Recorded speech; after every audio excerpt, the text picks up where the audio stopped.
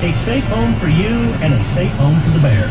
That's what the Nevada Department of Wildlife wants. But bears get into trouble when people don't stash their trash.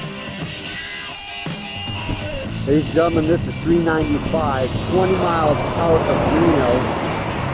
This is the beautiful landscape. And here is the previous home of none other than Smokin snowboards, right there in that little warehouse.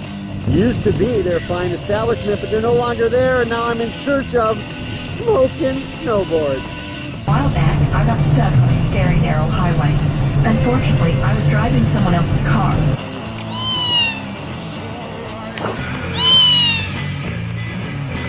Hello? Jay, where are you at, man? I'm at Border Town.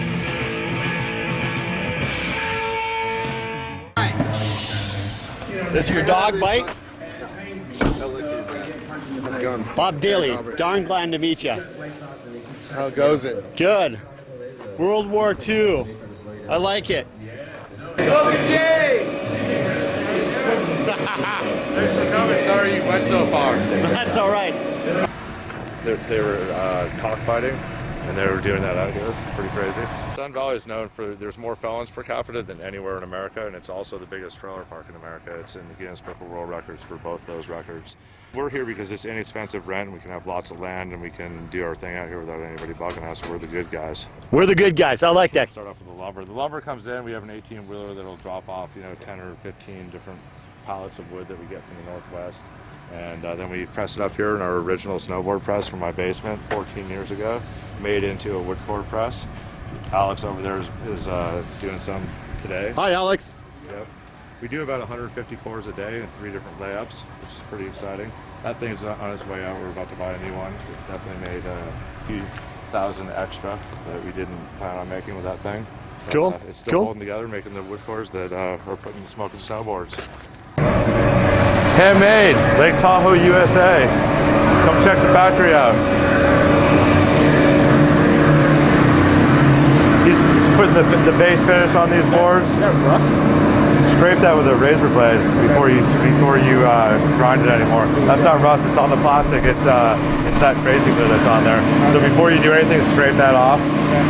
He's learning how to do the base finishing. I've done the base finishing for the past 14 years, and now I'm handing it over to my friend Dan here.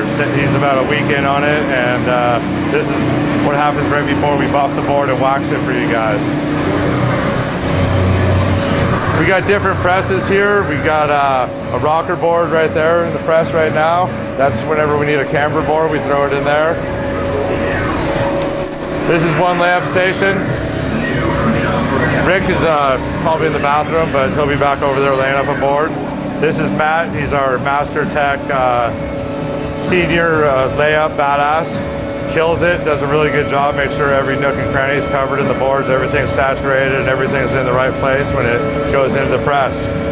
This is one of our new flat boards that we're doing for next year with magnet traction, and this is another dirt rocker. That's the stuff that we're making most of right now, is the rocker magnet traction. We just stopped doing camber boards this year. We don't make any more camber boards. It's only magnet traction from here on out. Epoxy weighing area. Top sheets ready to go in the boards, lined up according to size and model, so the guys can pick through and figure out what they want to do. Couple different stuff we're doing. Shop boards for different people, collaborations. Some sidewall left over, some sidewall material before it's cut. This is what goes with the tip and tailor boards, skate wheel urethane.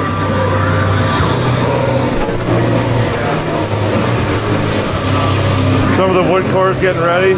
These are all ready to go. You're not supposed to touch the plastic though, but other than that, it's all good. We sand and flame the sidewalls so that they stick in the boards. Those sidewalls are one of the reasons we're able to have a 3-year warranty. The sidewalls, the full-length wood cores that we use, tip to tail, with the urethane in the tip, provide the unique dampening system that we have at Smokin. You'll notice a bunch of bright colors. Some of next year's stuff.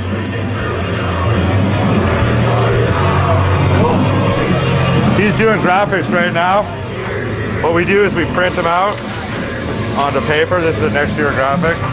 We print it backwards and then we sublimate into the plastic so it goes all the way through. It's different than silk screening where there's a layer on the back of the material. These guys over here are edging the boards. It's a little harder with magnet traction because there's wiggles all the way down the board, 7 different bumps in key locations. It's a little bit mellower on the outside, so the turn initiation's easy to create. So Rockwell 48, one-piece edge, so there's no seam in the tip. It goes all the way around. They're all computer bent. Orders waiting to go out to different places. They sit there like this, and then when we finally have all the boards, we pack them up in the boxes. A little more, another board getting edged over there. This is the final stage for the cores after they are outside, which I showed you earlier. They come in here and then we drill the inserts out. We put this on top of the table, drill out inserts with different stance options. We have 3 different, big, medium, and small is how we talk about it here at the factory. There's 3 different ones. And then once the inserts are drilled in the boards, then they go onto the core template. We have locators, you stick them on there, and then we cut them out to the shape of the board. Sweet. Pretty cool. This is all of our templates. These are all magnet traction in here. 54 different models and sizes, different variations. We cut these out and then this is how we get the shapes of the boards. I'll show you the room. These are all the ones that are not magnet traction. We don't make those anymore. We sometimes make stuff for people, whoever wants one. That's that stack. Bases with edges on them and bases without edges, just getting ready to be prepped to go into the boards.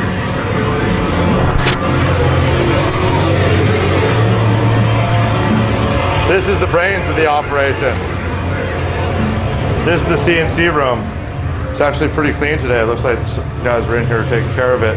But we vacuum down different parts, like you vacuum down the sidewalls in here. This is how you get the sidewall profile. You can make the mold with this.